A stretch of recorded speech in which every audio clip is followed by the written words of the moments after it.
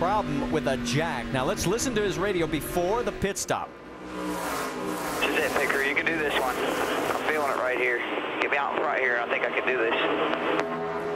And then here is the end result of the pit stop. Yeah, everything's going pretty smooth. They come around to the left side. The jackman slips a little bit. It doesn't get the car high enough. You can see the left rear guys are saying, get it up, get it up. It's not high enough to get the tire on. That's just the absolute worst possible time for that kind of mistake. So now the driver has to try and pick up the team, and he's doing all he can right now. There's the pit crew comparisons. He's gone from... Yeah, you can see right here, just looking, 19-second stop, lost him 5 spots. Yeah. All on the left side. Since they've thrown the green flag, though, he's been slicing and dicing through all of this. He's made short work of those cars that were around him and in front of him. Well, he came in 3rd, went back out 7th, and now he's worked his way back to 5th. And there is the top 5, in fact, the top 6 right there, with Trevor Bayne also in this mix, as he has slowly started to work his way towards this front. Yeah, Trevor Bayne doing a nice job. I spoke with him in the garage area the other day as we see Carl Edwards coming here. Yeah, Kevin Harvick just slipped down in turn 1 and 2. See Edwards taking advantage. Talking about Trevor Bayne, though, he was really excited. He really likes this. He has probably had more time on this racetrack running the East Series here over the years, and really enjoys the challenge that this track presents. Looks like he's got his car pretty good, too. Brad Keselowski, whoa, they come awfully close as they head into 1, but Keselowski on the low side trying to clear the 33, comes up on him a little bit. Oh, and just barely Harvick tries to stay, and he is still out there. They bang a little bit on each other. I tell you, Brad better be careful right there with Mr. Harvick. He can see a big chunk of his points lead go down the drain. Right now, you mentioned the points. It's exactly where we started, 237, based on where the 2 top contenders are. There goes the 60 with Brad Keselowski right behind. All right, let's get an update on Kevin Harvick's situation, Vince. Well, you just saw that little bit of contact with the 22. Harvick came on the radio right after that, but he did not have harsh words for Keselowski. In fact, he just said, I'm loose at the beginning of the run. It gets so much better, but early stages of the run, the car's really loose. That's what he's dealing with right now. All right, thanks for the update, Vince. 41 laps to go.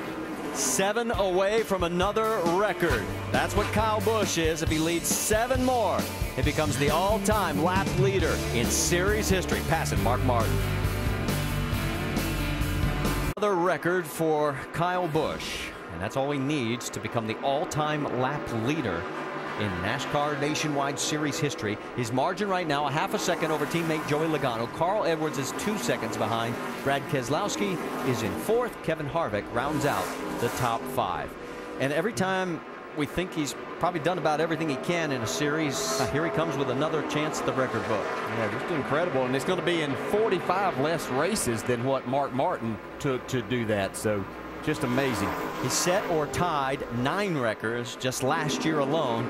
And here we come now as he's now led 91. There it is. He has 8,083 laps led, a new all-time record. Sorry, Mark. It was a worthy adversary, though, as he has dazzled us with some brilliant moves on the racetrack. Right now, he's dazzling his teammate, Joey Logano, with a good view of his back bumper. Let's go back a little bit further in the field. Remember we talked about 2 drivers that were sort of trying to rehabilitate their careers? Well, there they are, running nose to tail, Reed Sorensen and Elliott Sadler. Doc?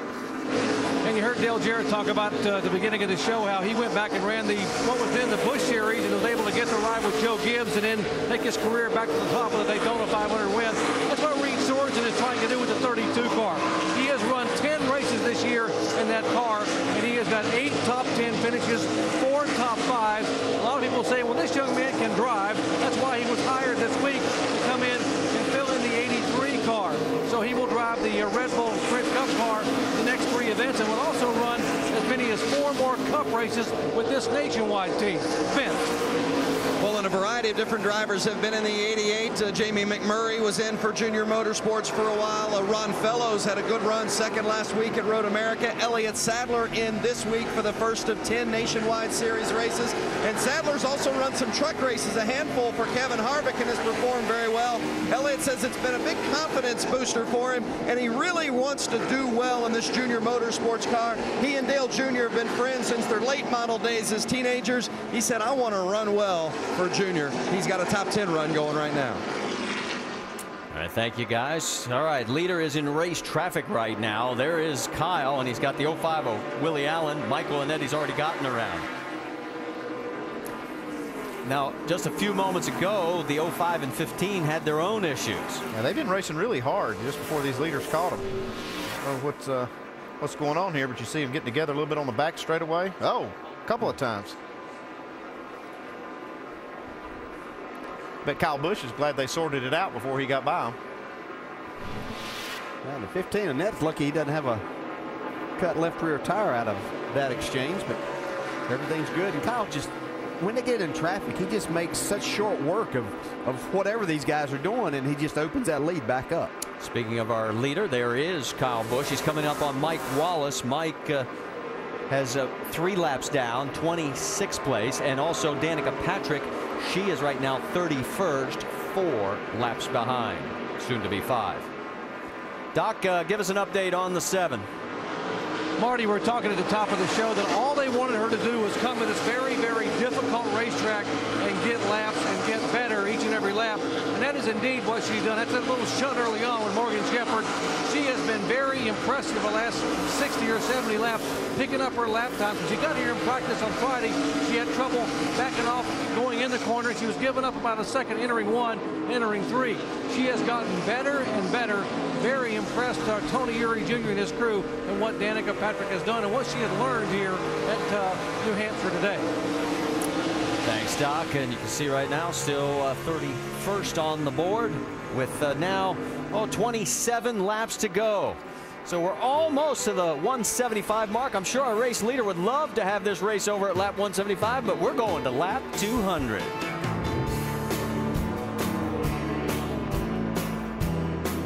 Now we've got a caution flag out. You can see the results of what's happened to Mark Green. He was running 33rd. It was a long day, and it just got a lot longer. Yeah, by looking at this car, I would say that he went in the corner and didn't have any air in that right front tire. See right there, man, that is a hard lick. Flatten the right side of that thing. So, as I said, actually, I should correct myself. It's our 4th caution. The fewest cautions we've ever had here is 3.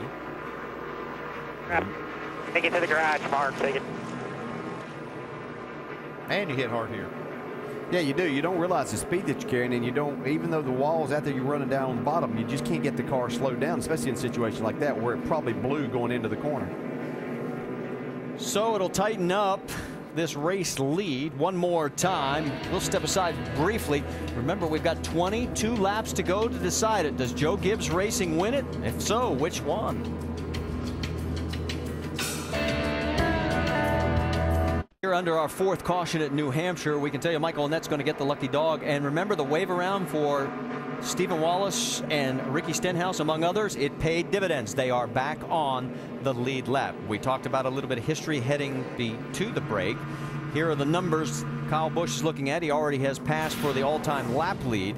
He can tie Kevin Harvick if he wins this with 36. Still has a way to go to top Mark Martin's 48 wins. How about our in-race reporter, Carl Edwards? Let's talk to him. Carl, Dale Jarrett, have a copy? Yeah, I got you, Dale.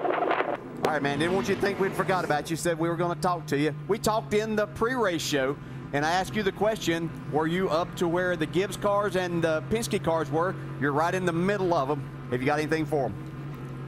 I don't know, man. I was just telling Drew, you know, the 18's got 2 tires, I guess. 20's real fast.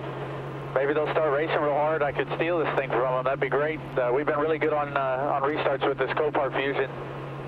And Drew's really done a good job in the pits, you know, getting the car like I want it. So I'd say our balance is perfect. It's just up to me and good fortune if we can get this thing.